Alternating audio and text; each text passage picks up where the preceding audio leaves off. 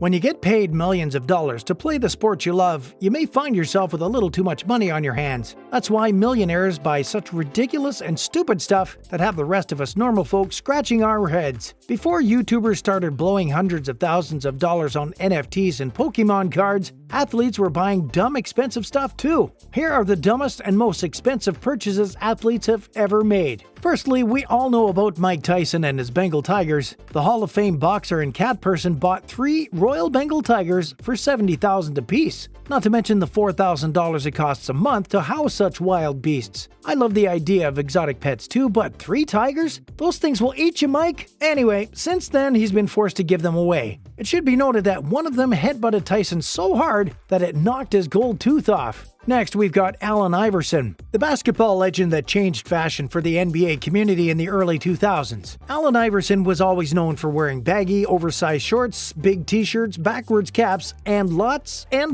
of jewelry. He came from a poor lifestyle, so when he got paid, he went all out. Iverson spent nearly $1 million on jewelry. While I understand spoiling yourself, Iverson might have gone a bit overboard with it all. It's reported that in his 14-year career in the NBA, he went through $200 million.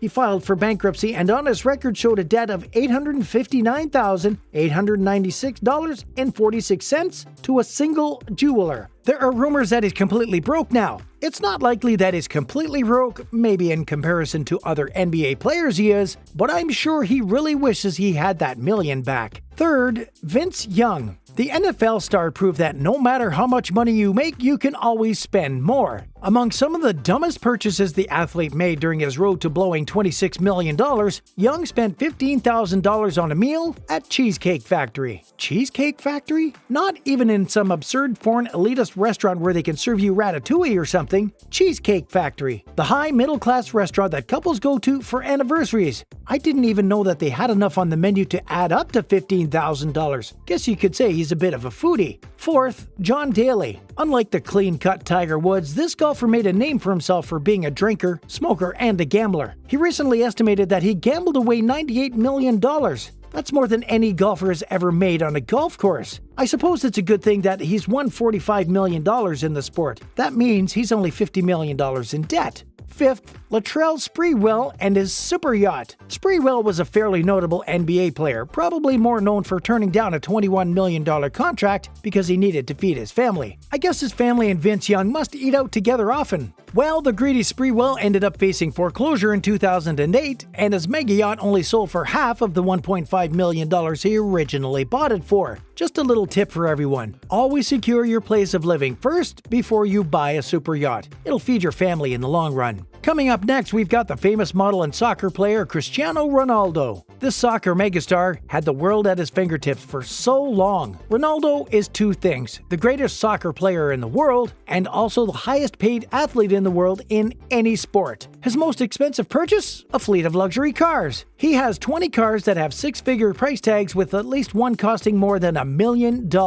In total, his cars are around $5 million. I would try to take a dig at him for this, but when you're as rich as he is, $5 million really isn't that big of a deal. 7. Jared Jack and his plethora of shoes. Sneakerheads are everywhere in the NBA, but 1,500 pairs of shoes is a lot for anyone. Many of his shoes are limited edition or collector's items. His most expensive pair is estimated to be about $2,000. Don't worry though, because he's not alone. Joe Johnson also spent an outrageous amount of money on shoes. The former NBA player has a 500-square-foot closet dedicated exclusively to his hundreds of pairs of shoes. Current NBA player PJ Tucker is well on his way to catching up to these two. Tucker is known for having almost every pair of Jordans imaginable. Maybe the 3 of them can get together and have a shoe-off or something. Here's one that's kind of strange. Eddie Curry. In 2010, Eddie Curry was earning $273,000 a minute. Yet, he found himself pleading for mercy over his default on a 2008 personal loan of more than $500,000 at 85% interest. He cited his $30,000 a month household expenses, which included a monthly $1,000 cable and satellite television bill. This isn't exactly a dumb buy, it's just living above your means, which in itself is dumb as well.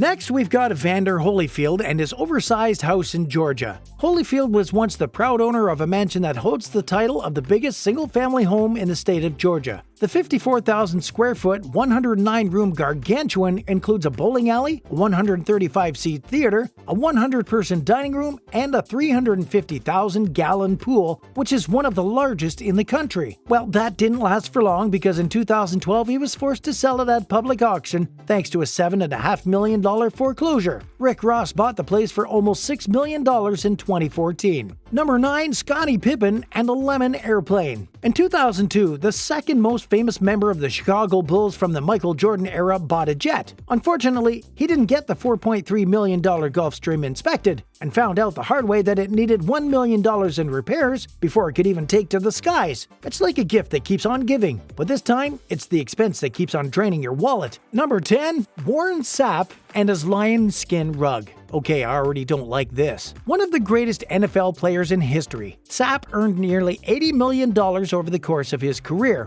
By the time he hit bankruptcy in 2012, he had $800 to his name. Among the unnecessarily expensive stuff that sent him spiraling to the poorhouse? A rug made of the skin of a female lioness. I mean, if you have a lion skin for furniture, you kind of deserve it. Next, we've got Shaquille O'Neal. Don't think I forgot about you, big guy. Shaq is the most dominant player of all time. Not in the sense that he was as clutch as Jordan or a freak athlete like LeBron. The 7-foot, 300-pound giant was simply too big, too strong, and too fast to handle down low. He would bully other players in the paint, practically a grown man playing with boys. So it kind of made sense why he bought this. The Hall of Fame superstar bought a custom Superman bed that measured at 450 square feet. That's 100 square feet shy of a studio apartment. I'm actually not mad at him. He still works with ESPN, has plenty of ad revenue to continue his lifestyle. He's smart with his money. Plus, have you ever seen the O'Neals? His family is full of giants. Moving on, we've got Tiger Woods and his giant mansion. It's not the giant mansion that was the dumb part. It was the giant mansion immediately after his very public and very expensive divorce. Everyone remembers his cheating scandals that got plastered all over the news, right? Well, the divorce cost him big time in the form of $100 million.